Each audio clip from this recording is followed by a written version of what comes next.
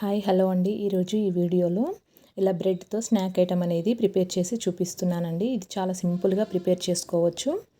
ఇది ఎలా ప్రిపేర్ చేసుకోవాలి ఏంటనే చూద్దాము. ముందుగా ఒక బౌల్ తీసుకొని దాంట్లోకి సన్నగా తరిగి పెట్టుకున్న క్యారెట్, అలాగే చిన్నగా కట్ చేసి పెట్టుకున్న ఉల్లిపాయ ముక్కల్ని వేసేసుకోవాలి. మీరు కావాలంటే దీంట్లోకి క్యాప్సికమ్ కానీ, టమాటా కానీ, లేదంటే ఆలు ఇలా తురిమేసి వేసుకోవచ్చు. దీంట్లోకి 1 స్పూన్ వరకు కరివేపాకు పొడి, అలాగే చిన్న స్పూన్ తోటి మిరియాల పొడి, 1/2 స్పూను ఉప్పు, కొంచెం జీలకర్ర పొడి, అలాగే కొంచెం ధనియాల పొడి, ఇవన్నీ వేసేసి ఒకసారి అంతా బాగా కలిపేసుకోవాలి.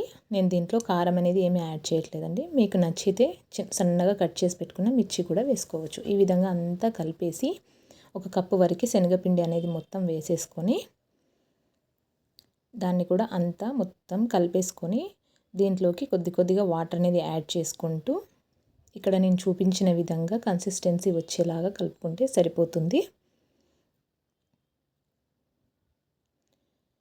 ఈ విధంగా అంతా కలిపేసి పెట్టేసుకున్న తర్వాత ఇక్కడ నేను 4 బ్రెడ్ స్లైస్లు అనేవి తీసుకున్నానండి. ఈ విధంగా మీకు నచ్చిన షేప్లో కట్ చేసుకోవచ్చు. సైజులో అయినా కూడా నేను ఇక్కడ హాఫ్ లాగా కట్ చేసి పెట్టుకున్నాను.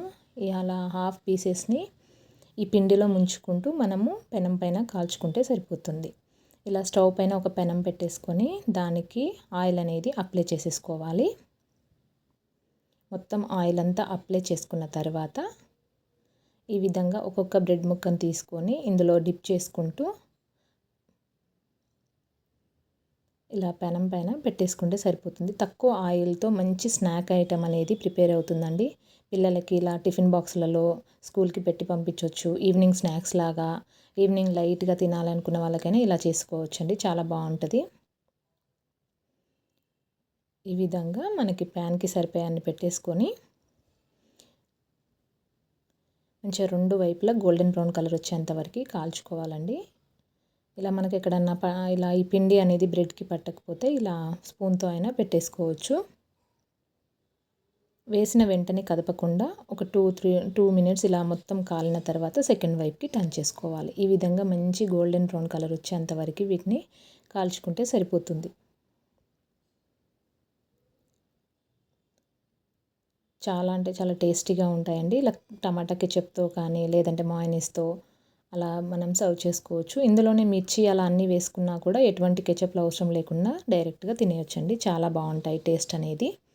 ఈ ప్రాసెస్ అనేది మీకు కూడా నచ్చితే మీరు కూడా ట్రై చేసి ఎలా వచ్చింది ఏంటి అనేది నా కమెంట్ బాక్స్లో కమెంట్ చేయండి. అలానే నా ఛానల్ని లైక్ చేయండి, షేర్ చేయండి, సబ్స్క్రైబ్ చేయండి. చాలా అంటే చాలా టేస్టీగా ఉంటాయండి. ఒకసారి మీరు కూడా తప్పకుండా ట్రై చేయండి. Thank you for watching.